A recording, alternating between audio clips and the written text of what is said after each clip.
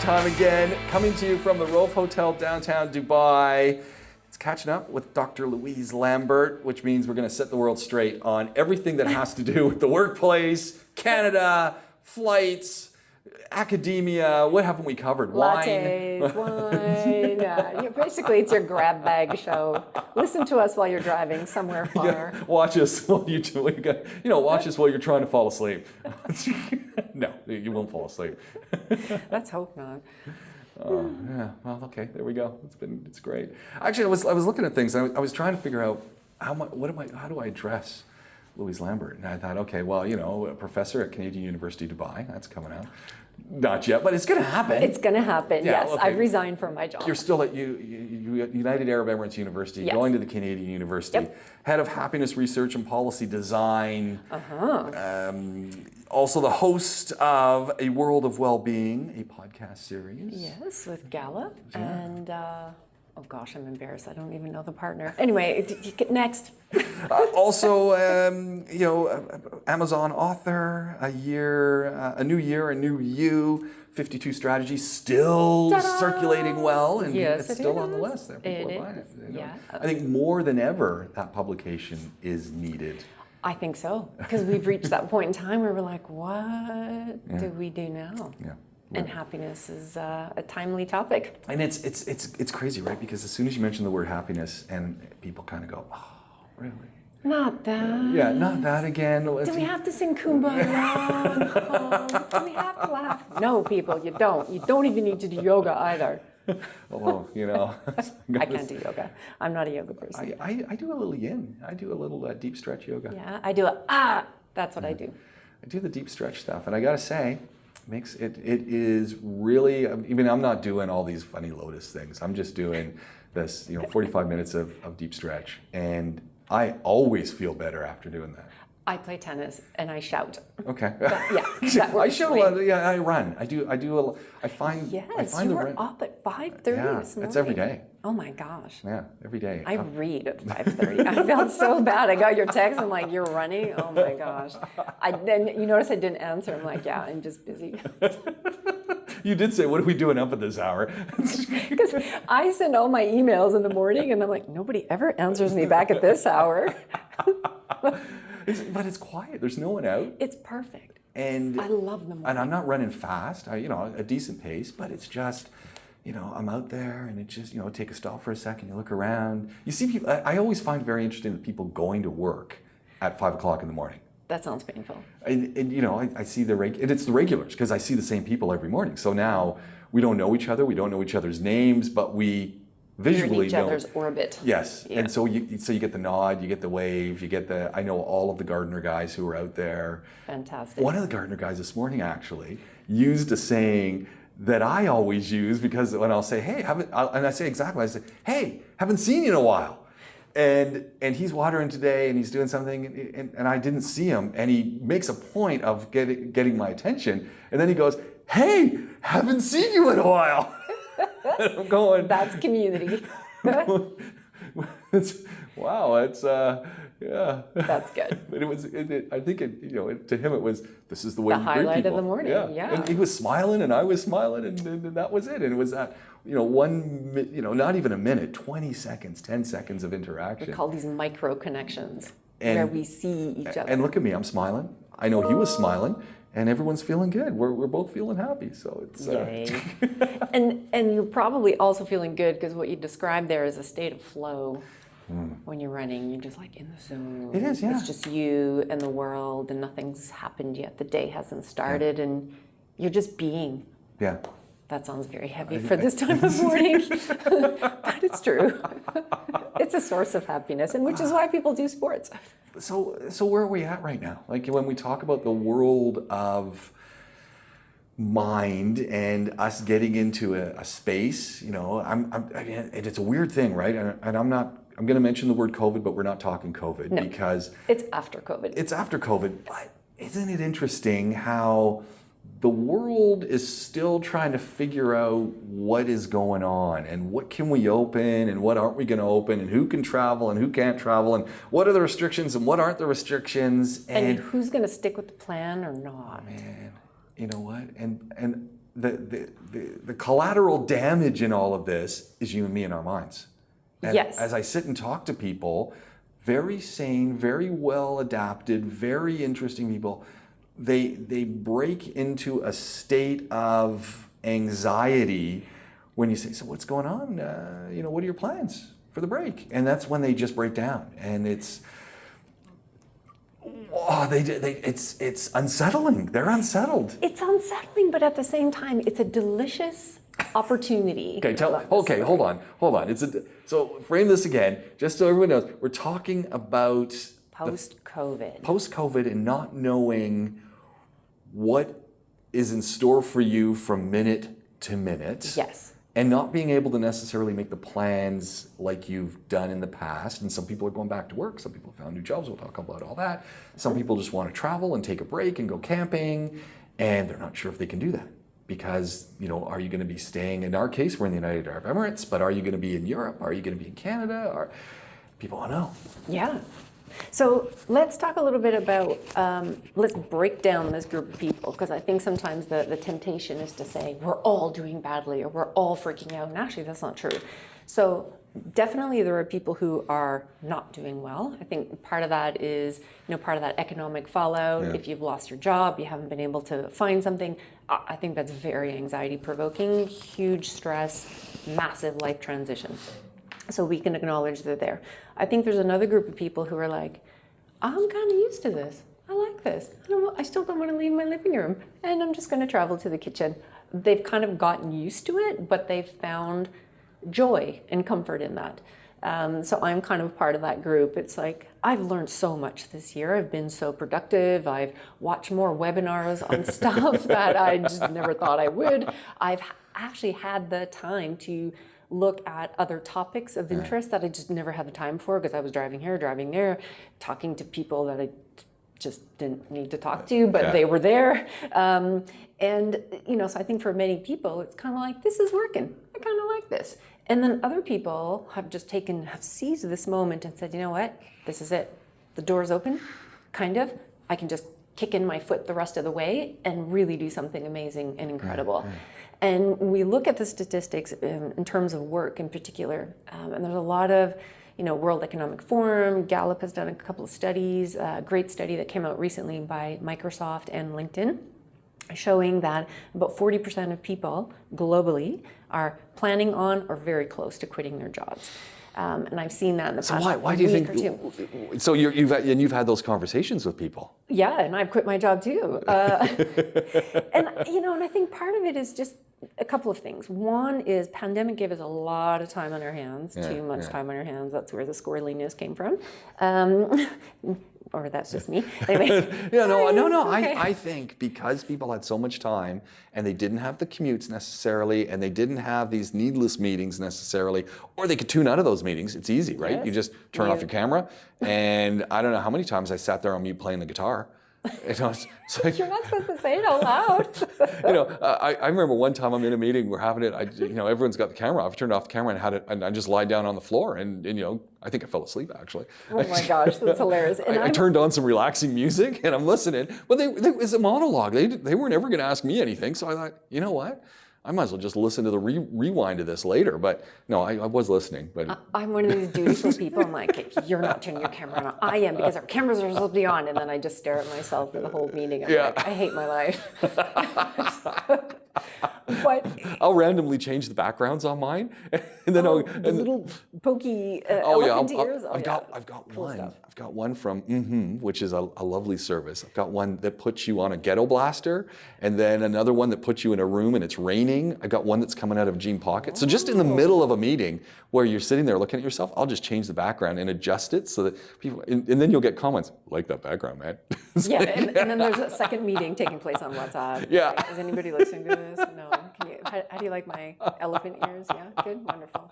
Okay, back to the squirreliness though. Yeah, and I forgot what I was saying. We were talking about squirreliness, and we were talking about how this is an opportunity for people to embrace change, and so many people are changing their jobs, and I think, in the squirreliness, as we said, people really got to think about, what is the meaning of my life? What am I doing here when you're watching somebody like you putting rain on in the background of the Zoom meeting and you're thinking, these are minutes of my life, I'm just never going to get back again. What's the purpose of this? What's the purpose of this? But really, it sort of drove home these questions for people to say, honestly, look, life is short. Pandemic has showed us that. Things can change in a heartbeat. Again, yeah, life is short. Things can happen instantly, pandemic. Things can change in a heartbeat, pandemic. And there's better ways of doing things. And we're experiencing that because we're doing it. I'm not going back. And for some people, it's this delicious opportunity of, you know what? It's a great time to make change because everything's changing and nobody's going to notice you sneaking out the back door because everybody's running in all different directions. So do it. And so lots of people have come to the conclusion that, you know what? I don't want to do this anymore. I want to quit my job. Now, certainly not everybody's in a position to be able to do that. I wasn't really either. I found one right away, luckily, but it was on my mind. It's like, I didn't come all this way to go back the same way. So I'm not doing 2019 again in 2021. No, do you think that there are a group of people who are thinking the exact same thing? Well, in fact, not do you think, that there are a group of people who want to make change. So you've got the group of people who've done it. They've said, yeah, you know what? Done. I can't do this again.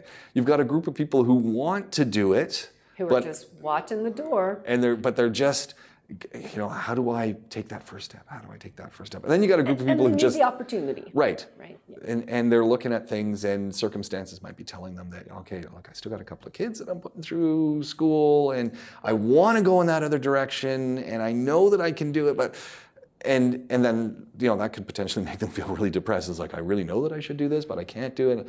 And then you got the third group of people who just like things the way they are. It's and they want to go back at the office. Yeah. They're already in the parking lot waiting to go back. Let's start our meetings again the way we used to. Let's start teaching. Let's start our workflow just like we used to do. And there's nothing wrong with that. So I did a talk a couple of weeks ago looking at these groups of people. So there's that one group where some people have really missed the workplace. Yeah. They get along with people, they've had a good team, and they like the water cooler talk, the creative chats, the impromptu supports.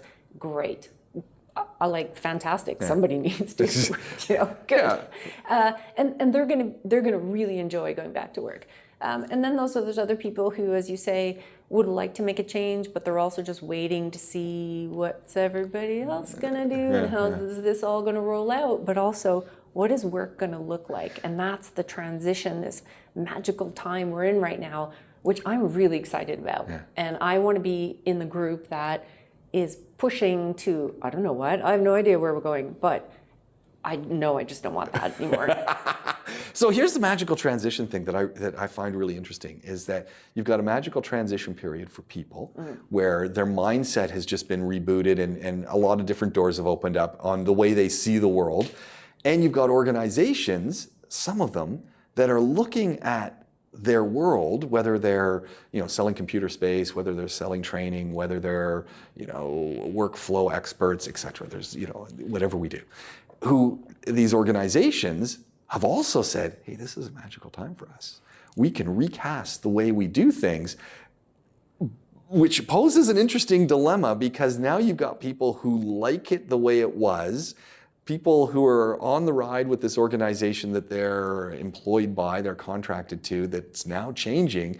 And it's almost like creating a little bit of a springboard for some to say, that's the motivation I need to start thinking about another way of doing things, because I'm happy that the organization is changing, but I don't know if I want to change in that way. I want to change in a different way, so I'm going to go find that happy place. I think we're going to see, and we're starting to see that now, this magical, the hot potato chair. Yeah. Right? We're all going to have the same jobs, just all in different places, with organizations that suit us best. Yeah. So Gallup has put forward this wonderful model, which I read and I'm like, oh my gosh, I want that. Who's going to do that? And then I'm looking around going, nobody's going to do that. This is a real shame. Well, this becomes that other thing. Do it. And I want to talk about this Gallup model, because, as you said, we've got this magical opportunity to reinvent everything and anything we want, because everything has been reset. We've had this great reset, and you've got, on one side, organizations that are slowly absolutely trying to rebuild what they, you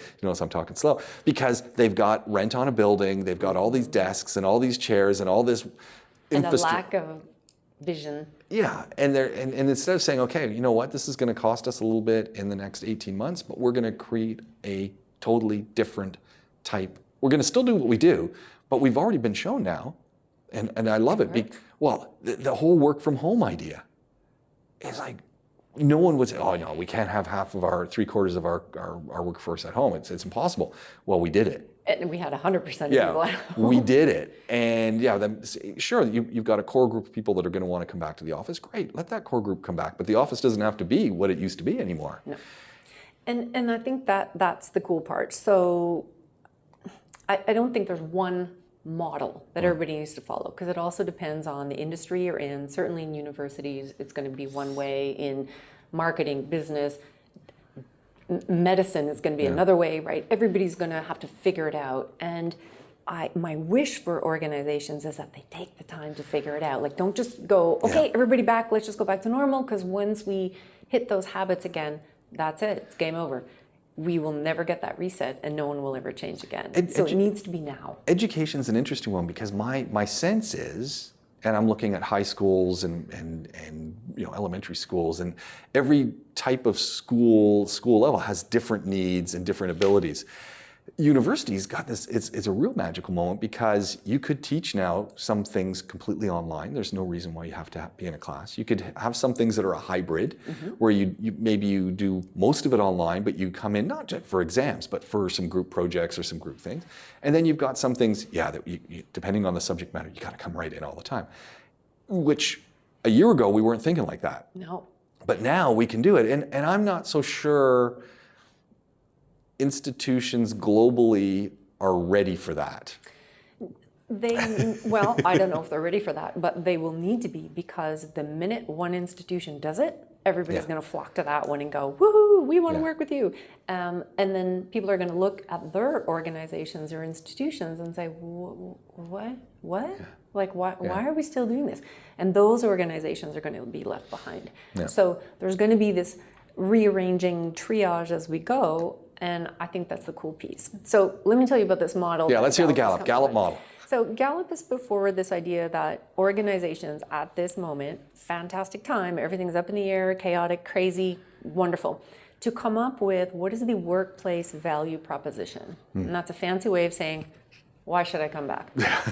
Yeah, there we go. And it sounds like a bit of an arrogant question, but actually it's quite a legitimate question. Why should I come back?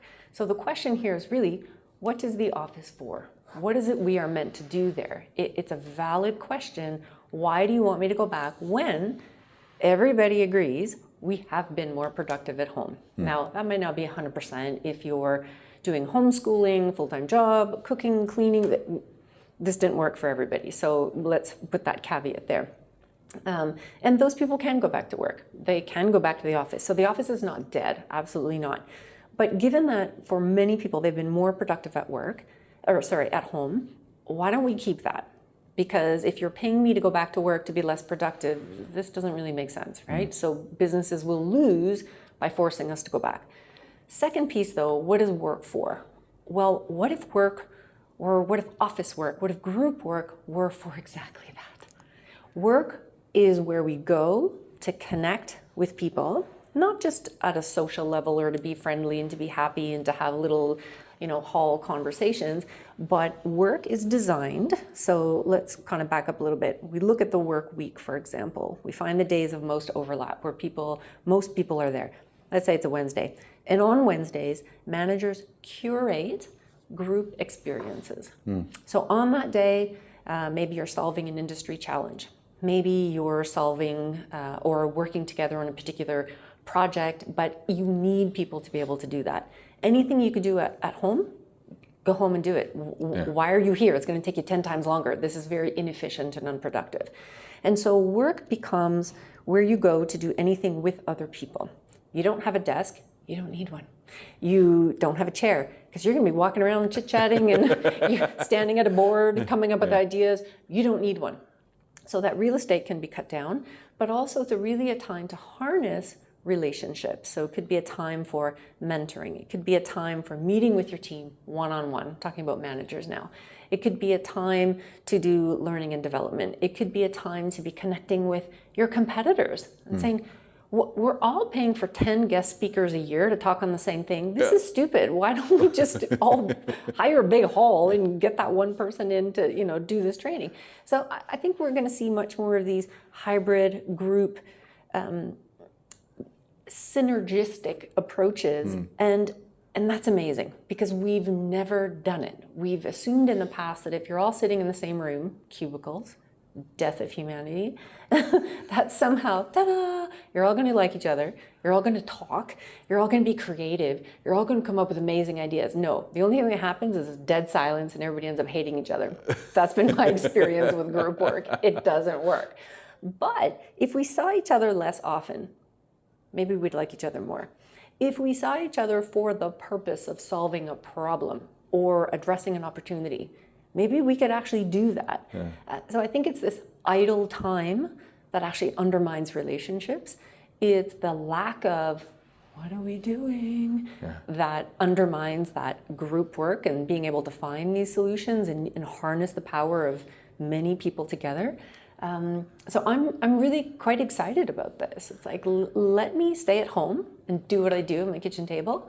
And anything I can't do there, that's the day I'll go in.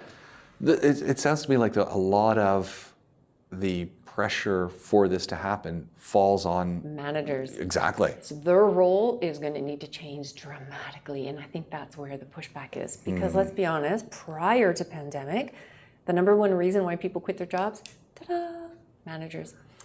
And look, I'm very sympathetic to managers. They have a miserable job. I certainly wouldn't want it. They're the sandwich, right? They're the filler in the sandwich.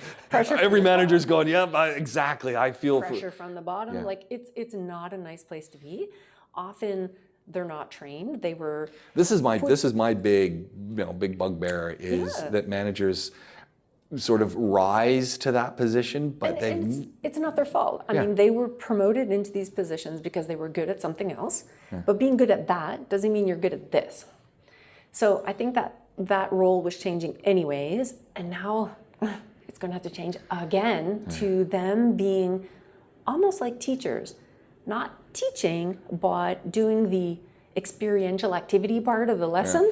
That's going to be what they're going to need to curate, coach, make sure. It's kind of like a party planner. You're right. Hey everybody, it's Wednesday. Okay, lunch is here, sandwiches are there. Here's group activity from 9 to 11, from 12 to 2. Then we're gonna have a mingle hour, find out who's doing what, walk around, introduce yourselves, and then we're gonna wrap up the day at 4 o'clock. And it's gonna be a huge job. I think if the activities that were brought together to do in those organizations, they're real things. They're like, okay, we've all done this work. Here's all this stuff. Okay, now we want to work on how do we create better workflow when we're dealing with customers and we have XYZ issue. We're failing at this. Or when people are coming into our institution, when they're onboarding, how do we make a better onboarding experience? And I think in that sense, if we did that all the time, and we looked at, okay, what are the big issues? And everyone knows what the issues are. How are we going to deal with that? And we never deal with the big issues because we're stuck dealing with little issues every single day. Whereas if you just go home, go home and put in a load of laundry, right? Get your priorities straight. We could probably deal with those big issues because on that day you're there, there's nothing else for you to do. You don't have a desk. And if it's meaningful and people feel like they're part of that meaningful... There's a reason to be there now. You're not just going to show your face. People feel good about where they work then. They're happy. I actually think this is going to drive engagement up. So when I read this model, I'm like, oh, I want to work in a place like that. I totally want to work in a place like that. Let me do what I do best because I work fine on my own. You don't need to supervise me. But give me a reason to come there and to contribute to something meaningful. I would love that. Who wouldn't? I think everyone's putting their hand up and saying, yeah, sign me up. That's why we come to work. So how do we get organizations to buy into the fact that they have permission to update themselves? I think there's big organizations doing it already. So this week, I think 2 or 3 days ago, I think it was Deloitte of the big four, came out and said, work wherever you want, whenever you want, we don't care. And all the other three were like, oh no, please don't do that. So now there's pressure on them to do the same, because if they don't, people will vote with their feet, walk out. Deloitte is like, woohoo, we have our pickup talent. Like, this rocks. They can have anybody they want. So I think as more and more organizations do it, others will be forced to do it, because people are going to go, look, you wanting me to come and sit here from 9 to 5 when down the road they're doing this? No thanks. And I can't wait for that to happen. So organizations will be forced to change whether they like it or not. Ideally, we want them to do it of their own will, sort it out at their own pace in a way that meets their own needs now, rather than be forced to later. That's going to be hard later. How do we, so do you think, when I say do you think that constant change and rapid change is going to become more of a commonality? Is the norm now? Yeah. And I think, for those people who want things to stay the way they have been, I think there's still space for them. So there are some institutions that, look, if you're a dentist, you're a dentist. I mean, that's just the job, that you can't really vary that. Dentists might disagree. But I think there are some that will need to remain in that traditional model, and many will not. So I think there's going to be a space for everybody, but it's going to be that hot potato chair, right? It's like, where do I go? Everybody's moving. Wow. Do you get a sense also from conversations, you were back home, you're here, you talk to a lot of people, that, and you did allude to the fact that you've heard so many people are quitting their jobs.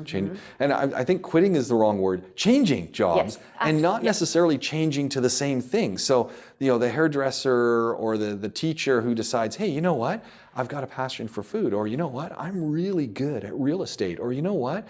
I'm really good in fitness, and I'm gonna, give up my hairdressing career, and I'm now going into fitness, or dog walking, or boutique pet food manufacturing, or the list goes on and on. Do you get a sense that a lot of people, because of the change that's coming about and because of the way things have happened, it's caused them to get giddy and say, oh, why not give it a try? What have I got to lose? Yeah, I think a number of things have happened. So one, it's back to that squirreliness, right? We've all had a lot of time on our hands, and when you're bored during pandemic, you Google. What are people doing? Oh, I've always wondered about this. Oh, I should look this up. Oh, hey, there's a webinar on blah, blah, blah.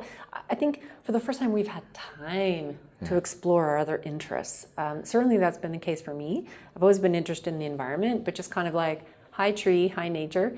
This year I'm like, no, I have time. I have time on my hands. My commute return was an hour and a half generally. So an hour and a half times 5 days, I had a whole extra day. So I looked up a lot of stuff, and now I'm looking at this new concept we call sustainable happiness. So this has actually launched me. Sustainable happiness. Yeah, this has launched me in different directions. So I think many people have done this. As you say, maybe they spent more time cooking, and they're like, hey, I'm actually good at this. You know what? We're going to open up a food delivery, whatever. And I think it's easy to change when everything's changing. The other thing, I think the world, climate change is a big deal, and it's always been a big deal, but I think people now are aware of these massive global changes and just how important they are. And I think our next pandemic is climate change. So I think the state of the world has changed as well, and that's caused people to go, oh man, we're not done here. We have more transitions ahead. Okay, so what is going to put me in a good position, either financially or with flexibility, or again, life is short. What do I want to do? So a lot of people are really using this moment wisely to say, you only got one life. What are we going to do here? Interesting. What do you think the backlash is going to be to that? I mean, I don't mean it in a bad way, but what do you think? It sounds great. What's stopping us? I think there's, so I'll jump on the word backlash. I think there are going to be a lot of pain points. So pain points? What do you mean pain points? Some industries are just going to die. Yeah. And have died and are maybe not necessarily going to come back. So I was in Canada for 3 weeks, in Alberta, oil and gas country. Oh dear. Oh dear. Real estate in Calgary must be just... But there's this whole population of people who are clinging on to this idea that oil will stay. Oil and gas is the way to go. And I'm thinking, man, it's actually sad because it's like the writing is on the wall. This is dead. It might not be dead now, but a year, 2 years, 3 years, how much is left? Not much. Use this time to start retraining, looking for new directions, and like get on it. This is the moment. Don't wait 3 years to do that because it's going to be too late. And everybody, while you weren't, everybody else was, and they're moving on. So I think those are going to be the pain points, is the people who are clinging on to this, no, things will go back to normal. Some things might, many things won't. And this is really going to require us to start being more agile, being able to just kind of roll with it and not take ourselves so seriously. I guess if we can feed ourselves, if we can pay the mortgage, if we can afford to go on a holiday, if we can put the kids through school, if we can make those basic revenues, then who wouldn't do something different, right? Exactly. Do you think that's the big problem? Especially, I'm going to use oil and gas and Calgary as the example. Oil and gas industry pays really well. And so you got folks who have leveraged themselves out and they're going, yeah, I can go and I can do welding and make fences and work on garage doors and et cetera, but I'm not going to make the cash that I'm making out on a rig. No, you're not. And that becomes the issue. And that's the answer. Yeah. No, you're not. No, you're not. But if you don't transition, you also won't. Yeah. So and it's tragic. That's not sustainable happiness if you're not willing to make a change, because you're going to be on those ups and downs. And oh yeah, I lost my job. And oh no, there's no work. And oh yeah, I can't find work in this. And yeah, because you need to change your work. Yeah. And to be fair, so while I was there, I know a few people who is it government? No, I don't know. Anyway, we'll leave government out of this. But I know there are a number of retraining programs specifically for people in oil and gas right now to be learning about AI, machine learning, tech, because that is the next, I don't want to call it a pandemic, the next wave, let's say, technological advancements. And so, people who are these early adopters were like, oh my gosh, get on the bandwagon because the oil patch is dead. Yeah. On that discouraging. And where do you go from that? But, so I'm going to go back to the little comment I dropped, and I dropped it on purpose. We can't take ourselves too seriously. Yeah. Do you think that's also the problem? I think it is. We define ourselves by our roles, our identities, our professions, and it's like, you know what? Never mind. You're just Jack. You're Bob. But really, so a lot of these, again, I go back to the oil and gas industry, and, and this ties into pandemic and there's kind of an ugly situation going on there, but people are clinging. Are we talking the ugly situation with the pandemic and? Yeah, and the anti-vax and the racism and the, and people are clinging to this identity, and I'm looking going, but you're an immigrant too, just by the way, in case you hadn't noticed, but let go. Yeah. This is a different world we live in, and you can cling to that all you like, but you will lose. Yeah. And we need to not take ourselves too seriously, see ourselves as part of a big movement of humanity, and we're just going to need to roll with it. We're going to need to learn how to get along, and we're going to need to learn how to be more responsible towards the environment, because we're there. We're there. Gosh, this is depressing today. Okay, everybody, turn on the All right, radio. I was like, people are just like, whoa, man, what a downer. Karaoke? Oh my gosh. I wouldn't, but you know what? This Sounds like a doomsday fortune teller. No, I need teacups and I just read this doomsday book, and it's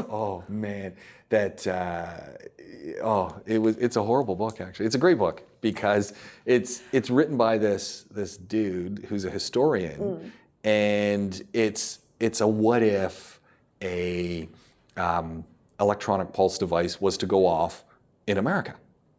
And so the book's titled 1 Second After. And it goes for a year of what happens when everything we use that runs off of computers no longer works. So that's cars, that's everything. I mean, and what happens? We're screwed. And that's what the book's about. Yeah. And it's depressing. What we're talking about is not depressing, because we're talking about, hey, you know what? We have this opportunity. And actually, when I'm listening to all this, and it's like, we got so much going on. I think the challenge for us, for someone like you, for someone like me, is we're looking at these opportunities, and we're excited, and we're looking forward, and we're saying, okay, I'm going over there. And I'm scared too. Oh, don't get me wrong. I mean, you came in today, and I'm talking to you about the fears that I've got, and it's like, hold on, it is scary, and it doesn't always work. No, it doesn't, and yeah, boy, we're just really depressing today. But we have no other option. Yeah. Yes, we cling to the comfortable. May fail. We cling to comfortable, and that's why I think that's why organizations and a lot of people are going, but I like the way it was. Are we going to go back to normal? No, we're never going back to that normal. Done too. But that was comfortable. I was comfortable in that, because it was predictable, and you knew where things were going, and it was slow. And because it was slow, it was very easy to maneuver through. Things have changed. Now they're fast. Decisions happen fast. Faster. And they're getting faster. And it's unpredictable. You don't know. And we haven't even talked about AI yet. No. Like this is the next big thing. So, when we talked about post-COVID, I'm like, oh yeah, that's done. Never mind. We're already past that. Next is climate change, AI, changing workplace. Like, oh my God, we're screwed. So much is going to be changing. And I think it is difficult. And look, I wake up at 3 o'clock in the morning having panic attacks sometimes going, oh my God, what am I going to do? And then I think, okay, you can panic your way through, or you can just say, I don't know what the hell I'm doing, but let's just walk and see. The 2 words you used at the very beginning, sustainable happiness. Yeah. Do you think, because that's what we're gearing towards, do you think in a sense we have to reintroduce ourselves to what is happiness? And I mean, and on a very broad level, we know what makes us happy. Hey, am I able to have time to do the things I want to do? Can I sit down and make myself something to eat? Can I watch something on TV? I mean, all those are things that generally can help make us happy and create an environment that allows us to do other things. Time is another thing. Again, all things we've been introduced to. Mm-hmm. Do you think we need, and so where I'm taking this back to with the idea of sustainable happiness and everything we've just been saying, to me it sounds like we need to rethink and to relearn for ourselves, because I think for so long we haven't been happy. Yeah. What is happiness? And when we talk about sustainable happiness, well, hold on, what is happiness? And as opposed to saying, well, it's that happy face I put on my hand or my arm, how is this really important to our larger well-being, which is family, public, private, work, all of these things that come together? And so, taken aback, do you think we need to relearn what happiness is? Yes. And that sounds weird, because you think, well, everybody knows what happiness is. Actually, we don't. There's a lot of people who aren't happy. I see them all the time. It's like, man. No, or we're trying to get happiness through means that we've been told will work. Yeah. So just this morning, I'm working on a talk I'm going to be doing soon about this notion of sustainable happiness. So this is Catherine O'Brien. I give her credit. She's the one who came up with the idea in Canada. And she looks at how do we combine the knowledge we have around positive psychology and the notions of happiness, which I'll address in a minute, and sustainability. So how do we make choices that will lead to happiness now and later for myself and you as well? So it's thinking about happiness at a much more broader level. Today, the notion of happiness that we have is buy these shoes. Yeah. You need this lipstick. You need this big 5-star apartment. You need this, you need that, you need that. Man, you don't need nothing. You need good relationships. You need to feel good about yourself, absolutely. You need to have good friends. You need to have worthwhile activities, which could be cycling in the desert. It could be reading amazing books. It could be opportunities to learn new skills, using our talents, cooking, playing the violin, whatever. But I think it's coming back to the basics. These are not new ideas, but we have really gotten lost in the past couple of decades with consumption, Yeah. buying. Consumerism. You know, It's good. It the runs glamorous economies. 80s. Yeah. Buy. And we've reached a point now where all this junk, okay, you know what I was going to say, that we've been buying, we have no more place for it. Yeah. Landfills are full. We're cutting down trees at an exponential rate. You know how many white rhinos are left in the world? 2. Really? Yeah. 2. And these are things we don't see because the system is designed for you not to see the consequences of what you do. Yeah. No one goes and walks around the landfill. No. Go walk around there for an hour. And in fact, I think it might even be illegal for you to go to it, right? It's designed for you not to see the consequences of all of your choices. Yeah. And so we walk around thinking, we're good, it's fine, it's wonderful. And the truth is, we've arrived. You know, I remember when I was in high school, and this will be whatever the math is, 20, I'm going to say 20 years ago, it's a little bit more than that. But, you know, this idea of climate change, it was like down there, in the future, a long ways away. And I think we keep thinking that's the case. Last year, the UN released a massive report for the first time where they asked researchers from all around the world, give us the state of the environment. And it was the first time they'd done that on that big a scale. And everybody got quite a shock. It's worse than we thought. We're there. So it's not something that's coming, we're there. Yeah. We have no choice. And so when we come back to this idea of change, you can not change, that's up to you. But we have to no matter what. So why don't we find a way to do it willingly, with joy, with meaning and purpose? And there's ways to do that. Do you think it is relearning what happiness means. If we, you know, do you think one of the core elements is if we know and understand and we can buy into our place in everything, then hey, you could be happy with the way things are going. Yeah. But if you don't know what your place is and you don't know what your role is and you don't know if anything that you do matters, it's hard to be happy about it. Well, I'm just going through the motions and maybe it'll work. But if you realize it, you can be happy about yourself. And I did my part. And I think, you know, again, we come back to this delicious transition. I think doing everything online, work from wherever you want, people are finding their place. And that's this big upheaval. And it can be really scary, but it can also be a real opportunity to find your tribe, find your cause, find your lifestyle, find your way, find your country. People are working, people are moving to all these random places with their laptop, pop it open, sit on the beach, work. Yeah. We can do anything today. Now that might be a little bit out of reach for the, you know, guy who's got 4 kids or, you know, whatever. But we've all got this opportunity. This is it. And if you wait even a couple of months, we're going to be back to normal. Too late. It's very hard to change when everything's back to normal. It's practically impossible. So this is it. Wonderful transition time. It's a chance to start doing those other things and to start playing with it and start saying, okay, why have I not done this before? And to really think about what matters. Yeah. I've become more conscious of sustainability this year than I ever have. And I feel, as much as I feel discouraged and like, oh, we're screwed, we're totally screwed. At the same time, I feel like I found my purpose. Yeah. I found my purpose. This is it. Like, this is it. Have you met others who are feeling the same way? Like who are part of? So a lot of people in positive psychology, I think the field is splintering a little bit. So there's still some who are like happy, you know. Oh, I always want to smack them. It's like just stop it, stop it already.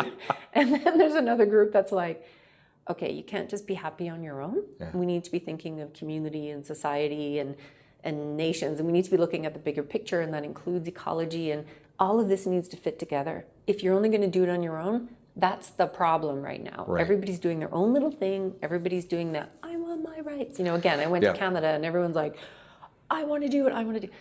No, you can't. This is the one time you just need to suck it up and put your stupid mask on and go get vaccinated already. Like, duh, it made me so angry. But we need to move away from this me, and that came with consumerism. And that also, we need to move away from that. And so you can be forced, you can do it willingly. I don't know, but we all have choices to make right now. Wow, there we go. That's it. That makes it easy. Yes. You've summed it up. Yeah. Louise Lambert, always a pleasure. Thank you so much. It's been great. How do we find you? How do people find what you're doing? They can go to happinessmatters.org and or on LinkedIn, hit me up, wherever. When does your I'm next friendly. When do your next podcast series start? This week. This week. But they won't be released for a little while, but I'm already starting to do interviews, and our next interview is on spirituality and meaning and well-being. There we go. Yeah. Dr. Louise Lambert joining us here on the Catching Up podcast. My name's James Pikeway. Want to get in touch, james@thejamescast.com. We'll talk to you again real soon. So long for now.